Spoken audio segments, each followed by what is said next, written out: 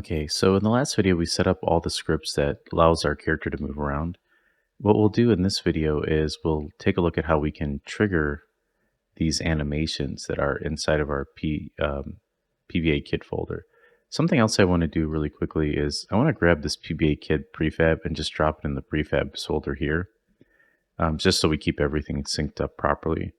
Now with our PBA Kit prefab selected, go ahead and click this little arrow here so that it isolates it. And go ahead and hit add component and start typing animator. And then I want you to add this animation controller, or it just says animator. Now here you can see that we don't have a controller in our scene, but this is the animator that we would use to connect our controller to the object. So inside our PBA Kit folder, inside of animations, right click and go to create, and then look for animation controller or animator controller like this. And just change new to PBA Kit, just so that if we add any additional ones in the future, we know which ones this one is used for.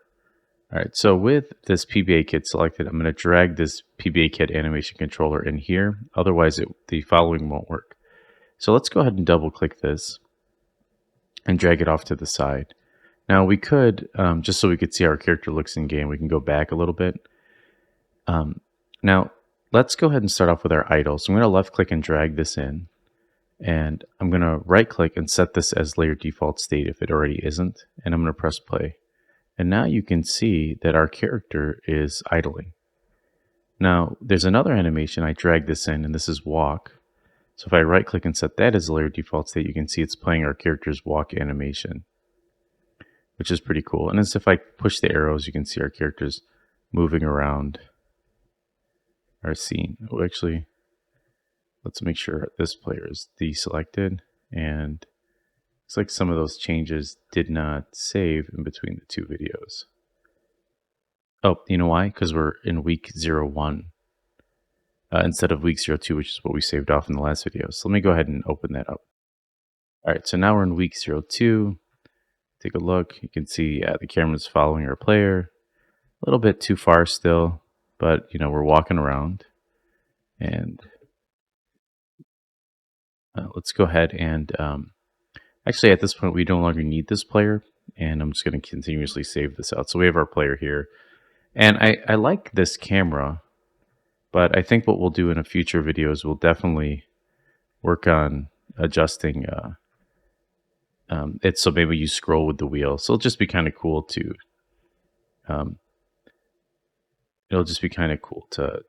see how you would script something, a different type of camera.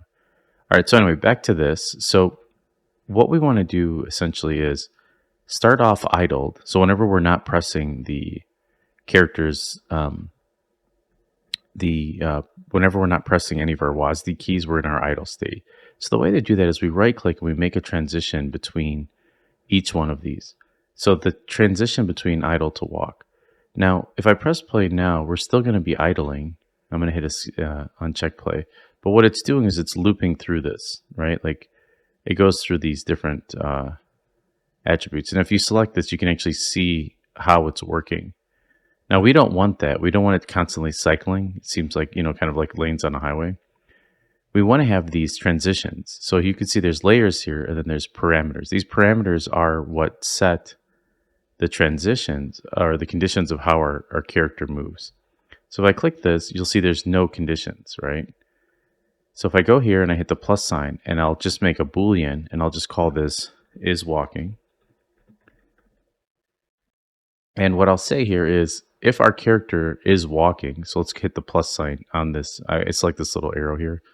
And I hit this plus sign and I grab is walking.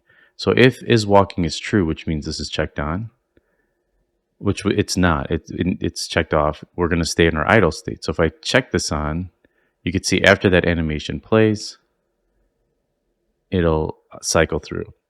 But I don't want it so that I want it when I release my mouse, I want it to go to idle. So what I'm going to do is I'm going to check this and I'm going to turn this on and I'm going to say when is walking is false. And what I mean by that is I don't want, if my character is not walking, I want him idling. So if I press play here, you could see I'm stuck. And if I check this on, you could see my character stays in the walk state. And then I uncheck it when I'm ready for it to move on. Now, I don't want Something else is like, notice if I check this on, there's a delay. Like it stays there until the entire animation is played. And in reality, when I release my mouse, I want it to instantly switch between these states. So that's what this has exit time does here. So I'm going to uncheck has exit time and uncheck it from both of these. And now notice I'm going to press play. Our character is not walking. And at any time when it's playing through the animation, it'll automatically go to the other one. All right, so let's go ahead and hit Control S to save this. And then in the next video, we'll take a look at how we can edit our player movement script so that it better transitions between these different states.